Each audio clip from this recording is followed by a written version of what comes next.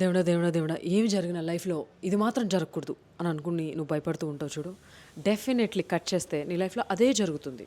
నువ్వు అవుననుకున్నా కాదనుకున్నా ఎంత బలంగా కోరుకున్నా ఏదైతే నువ్వు భయపడుతూ ఉంటావో జరగకూడదు నీ లైఫ్లో అని అదే జరుగుతుంది. ఆ మూమెంట్ తర్వాత నువ్వు చాలా సైలెంట్ అయిపోవచ్చు, చాలా గోత్రు అవ్వచ్చు. బట్ ఏదేమైనా కానీ నువ్వు భయపడి నీ వల్ల కాదు, నేను దాటలేను, నేను బ్రతకలేను అని భయపడ్డావో నువ్వు దాన్ని దాటేసి సర్వైవ్ అయిపోతావు.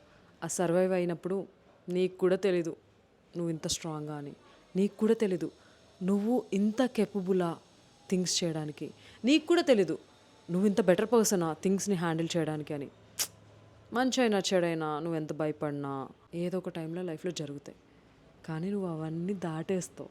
బ్రీత్ ఈజీ, దేనికి భయపడకు. ఈవెన్ భయపడినా అలాంటి సిచ్యువేషన్స్లో లైఫ్లో వచ్చినా నువ్వు వాటిని దాటేయగలవు.